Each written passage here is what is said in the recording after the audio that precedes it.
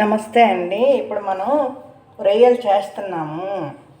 ఇప్పుడు ఈ రొయ్య చేసేటప్పుడు దీనిలో నుంచి ఇలా వచ్చేది తీస్తాం. చూడండి, తీస్తాం. దీనిలో ఉన్నది తీసేస్తాం. ఆ తర్వాత రొయ్యని కొంచెం మనం ఇలా అనాలి. దీన్ని వెడల్పు చేసుకుంటూ పోవాలి. ఇలా వెనక ఏమీ ఉండకూడదు, శుభ్రంగా నీట్గా ఉండాలి. అలాగే ఇదిగోండి, ప్రతి రొయ్యకి కూడా ఇలా ఇలా అనేస్తే దీనిలో కొవ్వు ఉంటుందండి. ఇదో కొవ్వు, ఈ కొవ్వు లాంటిది తీసేసుకోవాలి. ఇదండి, ఈ కొవ్వు లాంటిది ఇదే మన చేపలో ఎట్లయితే కల్మషం ఉంటుందో ఇలా ఇది తీసేయాలి. ప్రతి రొయ్యలో ఇట్లా ఉంటుంది. తీగలాగా వచ్చే నలుపే తీసేసి రొయ్యలు శుభ్రం చేస్తారు, అది కరెక్ట్ కాదు. రొయ్య వెనుకున్నది కూడా మొత్తం తీసేయాలి. రొయ్య వెనుకున్నప్పుడు ఈ కొవ్వు అనేది వస్తుంది, అంటే దాని పొట్ట భాగం అదంతా వెనకుంటుంది. ఇదిగో చూడండి ఎలా వస్తుందో, ఇది తీసేయాలి. రొయ్యలు మనం చేసిన తర్వాత కళ్ళుప్పేసి బాగా కడగాలండి. బాగా పిసుకున్నట్టు కడిగితే అది ఓపెన్ అవుతున్నాయి. ఓపెన్ అయిన తర్వాత దాని లోపల మొత్తం తీసేసుకోవాలి. నేను చూపిస్తాను చూడండి. ఇదిగోండి, ఈ రొయ్య ఉన్నది కదా, ఈ రొయ్య ఉన్నది కదా, ఈ రొయ్యను ఇలా అనాలి. ఇలా అన్నప్పుడు దీని లోపల ఆ నలుపు అనేది వస్తుంది. అంటే ముందు తీసేసారులేండి, ఇంకా ఉంది. ఇదిగో చూడండి, ఇలా నలుపు వస్తుంది.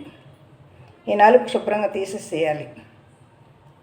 తీసేసాం కదా, తీసేసిన తర్వాత దీనిలో ఫ్యాట్ ఉంటుందండి, అంటే ఫ్యాట్ లాగా కొవ్వులాగా కనిపిస్తుంది.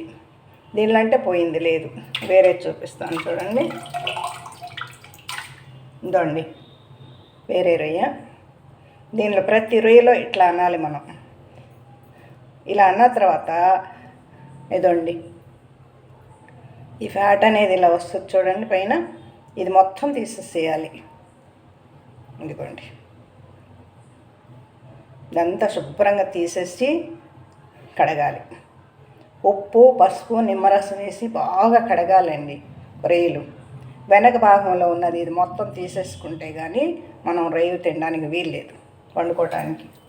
అంతేగాని చాలామంది గబా చేసేసి రొయ్యలు ఆంధ్ర వండేస్తూ ఉంటారు. అలా చేయకండి, జబ్బులు వస్తాయి. మనం చేపల్లో పేగులు ఎట్లాగైతే తీసేస్తామో రొయ్యలో వెనక భాగంలో ఉన్న కొవ్వు, ఆ నల్లగా వచ్చే గీత లాంటిది తీసేసి దాని తర్వాత మళ్ళీ ఈ కొవ్వులాగా పేరుకొని ఉంటుంది, అది మొత్తం తీసేసుకోవాలి. ఇట్లా రొయ్య ఇట్లా ఓపెన్ చేయాలి. చేస్తే కానీ మీకు అది కనిపించదు. ఇదిగోండి, ఎలా ఓపెన్ చేయాలి అంటారా? ఇదిగోండి, ఇలా గోరుతో ఇలా అనేసి ఇలా ఓపెన్ చేయాలి. ఇలా ఓపెన్ చేసినప్పుడు ఇదిగోండి దీని లోపలంతా వచ్చేస్తుంది. ఇదండి, శుభ్రంగా క్లీన్ చేయాలి. ఇలా చేసుకోవాలి, చూసారా? ఇలా చేసుకోవాలి. ఇదండి, ఇలా చేయాలి. ఈ నలుపు అనేది ఏమాత్రం ఉండకూడదు. నలుపు అనేది ఏమాత్రం ఉండకూడదు. ఆ తీగలాగా వచ్చిన తర్వాత దాని లోపల నుంచి వచ్చిన తర్వాత కొంచెం మధ్యలో తెగిపోతూ ఉంటుంది, ఒక్కోసారి కరెక్ట్గా రాదు. రానప్పుడు మొత్తం ఇట్లా ఓపెన్ చేసి తీసుకోవాలి.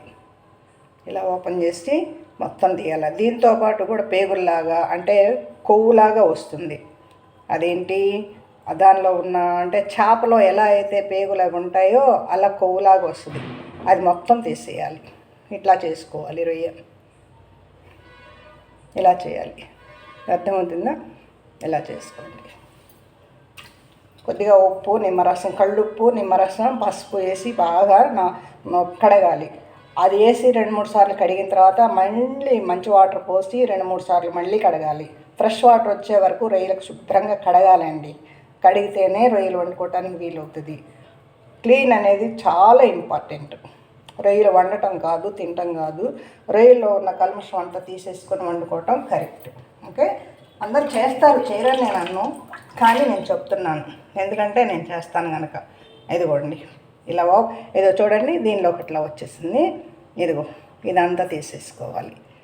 కొన్నిట్లో అయితే ఆ పొర మనకు కనపడదు, నల్లగా ఉన్నది. అది ఇలా తీసుకోవాలి. ఇలా ఓపెన్ అయింది చూడండి. బొట్టన వెళ్తా అలా అంటే చాలండి.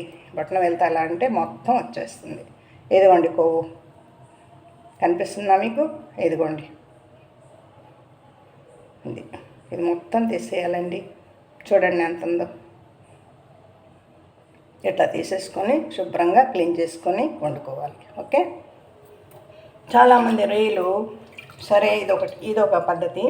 మళ్ళీ ఈ రొయ్యల్ని కొంచెం వాటర్ వేయకుండాను పొయ్యి మీద పెట్టేస్తే కొంచెం ఉప్పు పసుపు వేసి శుభ్రం చేసిన తర్వాత ఉప్పు పసుపు వేసి మనం రొయ్యలు స్టవ్ మీద పెట్టాలి. పెట్టి సన్నసగ మీద పెడితే లోపల ఉన్న నీరంతా వస్తుంది. ఆ నీరు శుభ్రంగా ఉంచి పారపోసి అప్పుడు కూర చేసుకోండి. ఆ నీరు మొత్తం శుభ్రంగా పోయిన తర్వాత వంచి అప్పుడు కూర చేసుకోండి, బాగుంటుంది.